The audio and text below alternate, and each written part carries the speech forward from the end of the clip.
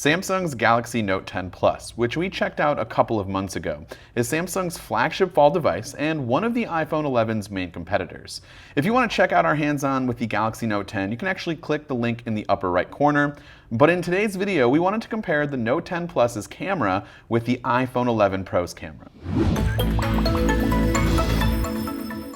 Before we get started, be sure to subscribe and hit the bell to get notifications whenever we share a video. Like the Note 10 Plus, the iPhone 11 Pro and Pro Max feature a triple lens camera system. The iPhone 11 Pro offers a 12 megapixel telephoto, 12 megapixel wide, and 12 megapixel ultra wide cameras, while the Note 10 Plus offers up the same three lens setup, but at 12 megapixels for the telephoto and wide, and 16 for the ultra wide camera.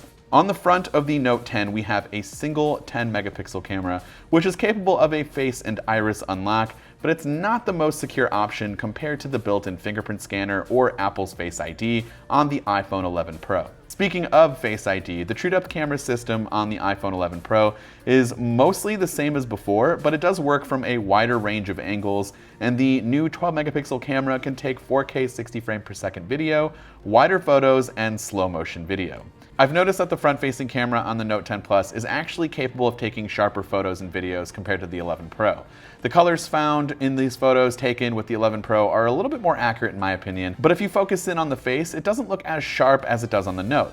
It might be a matter of preference though, as sometimes the camera might be trying to over-sharpen things a bit. So this is the front-facing camera on both the Note 10 Plus and the iPhone 11 Pro Max. So I'm gonna switch back and forth in both audio quality, and I'll have both images from the front-facing camera recording at 4K 60 from each camera. So this is the front-facing camera on the Note 10 Plus again, and switching back to the iPhone 11 Pro Max. So hopefully you can kind of get an idea of what the video quality looks like in, again, 4K 60 on the front-facing cameras. So yeah, curious to see what everybody thinks about the image quality for each camera. Switching over to the rear cameras, both the Note 10 Plus and the iPhone 11 Pro are capable of taking some fantastic photos and videos, and sometimes the photos out of these cameras are indistinguishable.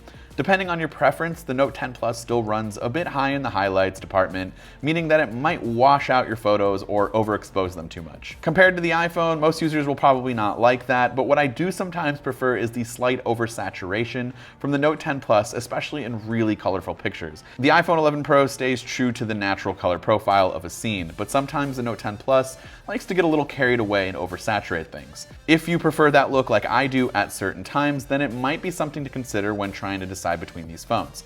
But editing tools can also add these effects in post-processing. Both phones include a ultra-wide sensor this year, and while the Note 10 Plus does feature the higher megapixel count for that sensor, the pictures really aren't any better in quality in my opinion than that of the iPhone.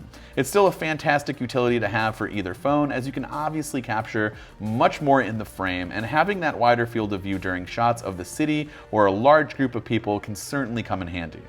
Both the Note 10 Plus and the iPhone 11 Pro have night modes for low light photography, and both phones are capable of taking amazing photos in settings where the lighting is kind of poor. If I had to lean one way, it would probably be the iPhone, because just like the photos in normal lighting conditions, the iPhone 11 Pro doesn't try to overexpose like the Note 10 Plus. However, sometimes that overexposure might come in handy because I feel like the Note 10 Plus was able to capture some scenes in certain lighting situations that might not be as ideal and make them a little bit brighter, and you can see a lot more detail as opposed to the iPhone 11. Video quality for both phones is also fantastic. 4K 60 frames was our main setting, and it delivered some really great looking footage.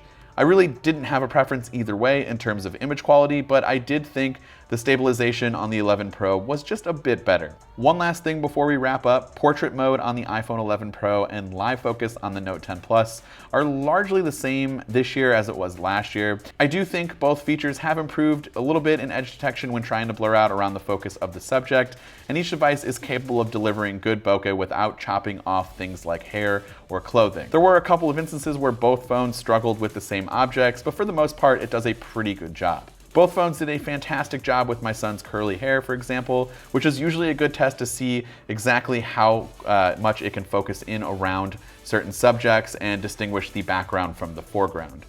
Overall photo preference between these two devices is going to come down to color profile.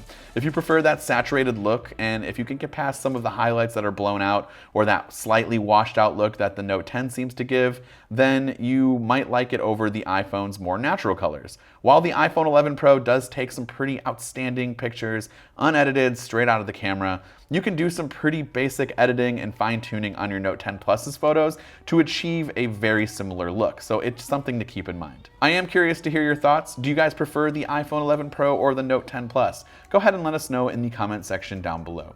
This has been Dan with MacRumors. Thanks so much for watching, and I hope to see you around in the next video.